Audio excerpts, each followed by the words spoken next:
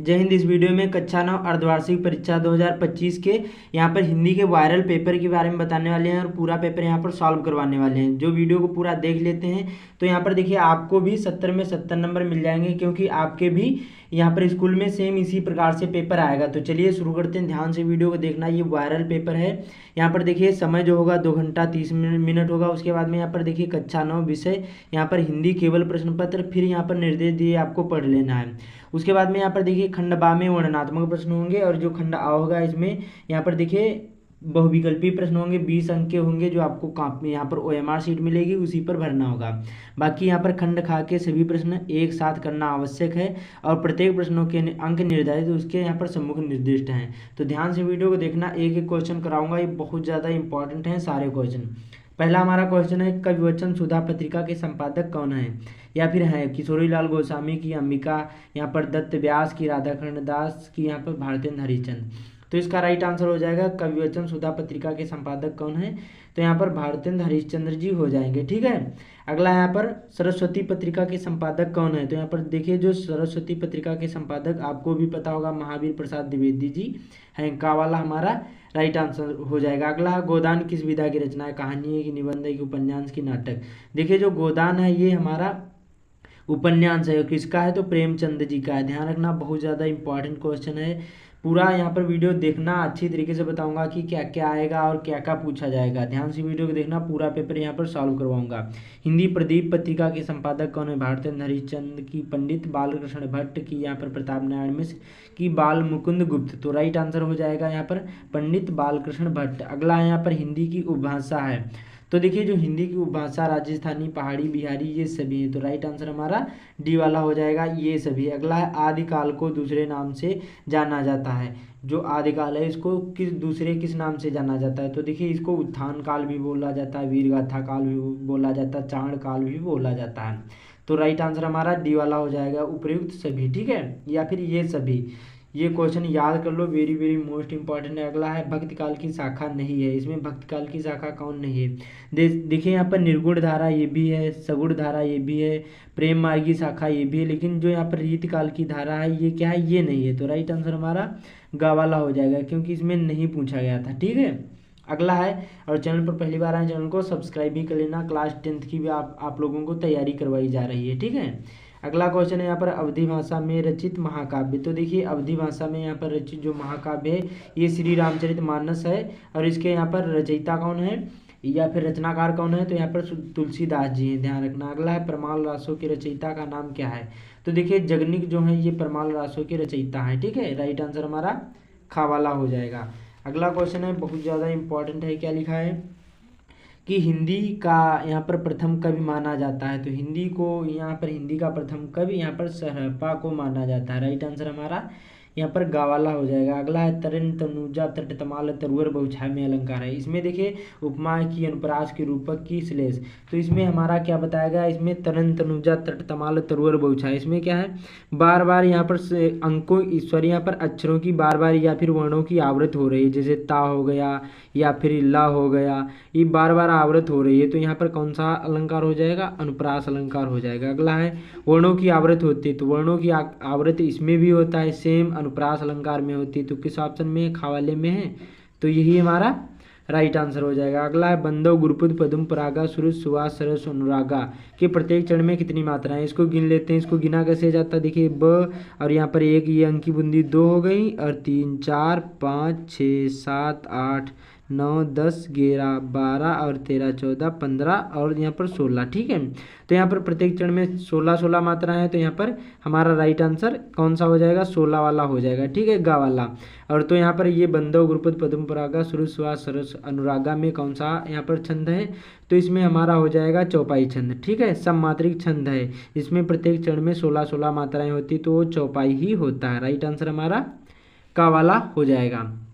बहुत ज़्यादा इंपॉर्टेंट सारे क्वेश्चन हैं। इसी प्रकार से आपके यहाँ पर स्कूल में भी पेपर आएगा। अगला है रस या आनंद की अनुभूति के लिए प्रयोग होने वाला शब्द विभाव है यहाँ पर। ठीक है।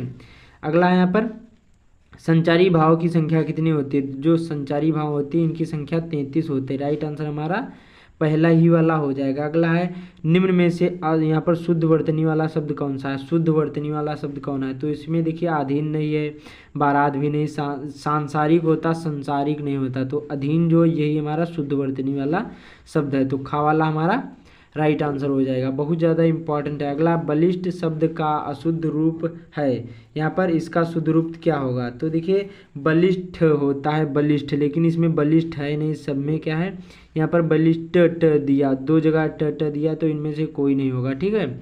अगला अस्थि का तद्भव बताइए। अस्थि का जो होता है तद्भव रूप तो हड्डी होता है, राइट आंसर हमारा खा वाला हो जाएगा। अगला सुबोध का यहाँ पर विलोम शब्द क्या होगा, तो इसमें दुर्बोध होता है, तो राइट आंसर हमारा खा वाला हो जाएगा। तो ये 20 क्वेश्चन बहुत ज़्यादा इंपॉर्टेंट है, इसका स्क्रीनशॉट ले लीजिए, अच्छी तरीके से इनको एग्जाम से पहले तैयार कर लेना, वेरी वेरी मोस्ट इंपॉर्टेंट थे।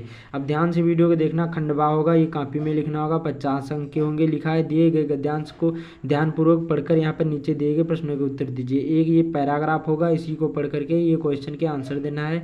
यहाँ पर गद्यांश के पाठ और लेखक का नाम बताना होगा, फिर रेखांकित अंश की व्याख्या करना, ये जो यहाँ से लगाकर यहाँ तक लाइन खींची है इसी की व्याख्या करना। फिर ये यहाँ पर क्वेश्चन लिखा है कि महापुरुष किन कार्यों को करने के लिए कुंठित नहीं हुए हैं, तो देखिए ऐसी दुर्घटना काल में इस देश की मिट्टी में ऐसे महापुरुषों को उत्पन्न किया जो यहाँ पर सड़ी क्या लिखा, सड़ी रूढ़ियों मृत पायो, यहाँ पर प्राय मृत प्राय आचार, यहाँ पर आचारों असी यहाँ पर विचारों और अर्थहीन संकीर्णताओं के विरुद्ध प्रहार करने में यहाँ पर कुंठित नहीं हुए हैं। इसी प्रकार से क्या कार्यों को कुंठित नहीं हुई है, तो ये आपको लिख देना है। ठीक है। उसी प्रकार से अथवा करके एक और आएगा, मेरी अस्वस्थता में वह तकिए पर यहाँ पर सिरहाने बैठकर अपने नन्हे नन्हे पंजों से क्या है मेरे सिर पर बालों को इतने हौले हौले यहाँ पर सहलाता रहा कि उसका हटना एक परिचारिका को हटने के समान था। तो इसमें देखिए हमारा हो जाएगा, ये गिल्लू नामक पाठ से लिया गया है। इसके यहाँ पर लेखक कौन है, तो यहाँ पर महादेवी वर्मा जी हैं। ठीक है। तो पाठ का नाम पता होगा, गद्यांश का नाम क्या हो जाएगा, यहाँ पर गिल्लू हो जाएगा, और यहाँ पर लेखक कौन है, महादेवी वर्मा। फिर रेखांकित अंश की व्याख्या यहाँ से लगाकर यहाँ तक व्याख्या करना। फिर महादेवी वर्मा ने अपनी किस अस्वस्थता का संकेत दिया है, तो ये प्रश्न का आंसर इसी में मिल जाता है कि मेरी अस्वस्थता में ये तकिए पर सिरहाने बैठकर अपने नन्हे नन्हे पंजों से मेरे सिर और बालों को इतने यहाँ पर हौले हौले सहलाता रहता है कि उसका हटना परिचारिका के हटने के समान रहता है। ये क्वेश्चन का आंसर इसी में मिल जाएगा। परिचारिका किसे कहते हैं, ये आपको आंसर इसमें मिल जाएगा। ठीक है। उम्मीद करता हूँ आप लोगों को ये समझ में आ गया होगा। 6 नंबर का पूछा जाता है, जब अथवा आ जाए समझ लो हमें एक ही करना है। फिर 22वां क्वेश्चन होगा, ये भी 6 नंबर का होगा, इसमें 2 पूछे जाएंगे, एक ये पैराग्राफ एक ये, दोनों में से एक ही करना, पद्यांश का होता है। इसमें क्या निकला यहाँ पर पहला अरविंद आज देखा अनिद्य रहस्य आज, यहाँ पर साज सौरभ वसना समीर बहती कानों में प्राणों को कहती गोमती क्षीण कट नहीं नवल नृत्य पर मधुर आवेश चंपल। तो इसमें हमारा कौन सा पाठ है, ये भी बहुत ज़्यादा इंपॉर्टेंट है। तो ये हमारा हो जाएगा, यहाँ पर क्या होगा, यहाँ पर ये हमारा हो जाएगा दान, क्या है दान, और इसका जो हमारा पाठ का नाम क्या होगा, दान होगा, और इसके कवि कौन है, सूर्यकांत त्रिपाठी निराला जी हैं। ठीक है।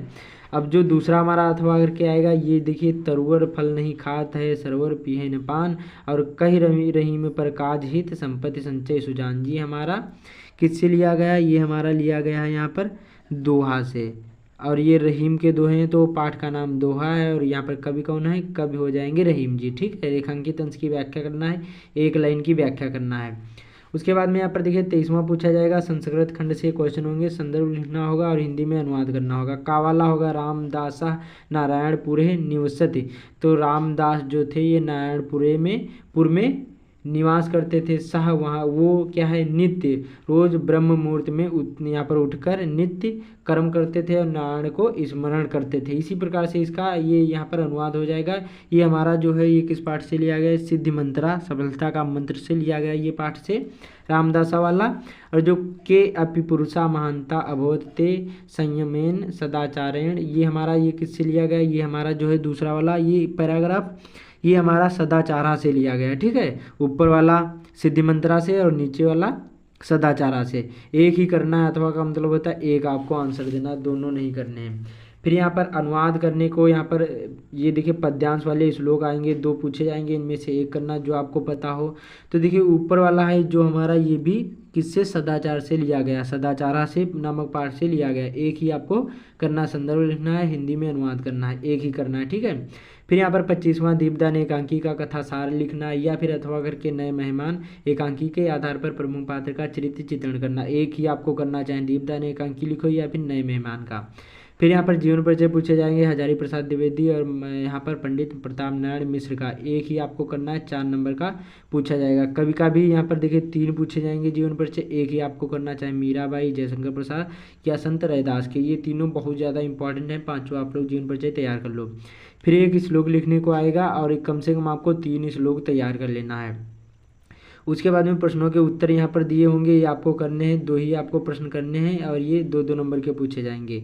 और फिर उसके बाद में यहाँ पर देखिए मुहावरों के अर्थ पूछे जाएंगे, 2 ही आपको प्रश्न करने हैं। इसमें से क्या है, किसी एक ही प्रश्न करना है, 2 नहीं, 4 में से आपको एक करना है। आसमान टूट पड़ना मतलब विपत्ति को आना यहाँ पर हो जाए, उंगली पर नाचना, इस प्रकार से। तो यहाँ पर आपको एक ही क्वेश्चन करना है। फिर यहाँ पर किन्हीं 2 वाक्यों का संस्कृत में अनुवाद करना है, ये आप लोग याद कर लो, ये पूछे जाते हैं, टिक लगा लेना, ये इनमें से आपके बोर्ड एग्जाम में आ सकते हैं, आपके स्कूल में आ सकते हैं। फिर उसके बाद उसी प्रकार से यहाँ पर 32वां क्वेश्चन पूछा जाएगा, ये यहाँ पर आपका पत्र लेखन पूछा जाएगा, 5 नंबर का पूछा जाएगा कि अपने प्रधानाचार्य जी को 3 दिन के लिए मित्र की बीमारी के मदद करने के लिए आवश्यक हेतु प्रधानाचार्य को एक प्रार्थना पत्र लिखना है, 5 नंबर का। या फिर अथवा करके 2 आएंगे, इनमें से एक ही करना है। तो उम्मीद करता हूँ आप लोगों को समझ में आ गया होगा। इसी प्रकार से आपके स्कूल में भी पेपर आएगा, तो इस वीडियो को ज़्यादा से ज़्यादा शेयर कर देना अपने दोस्तों के साथ। बाकी चैनल पर पहली बार आए चैनल को सब्सक्राइब भी कर लेना। तो मिलते हैं अगले वीडियो में।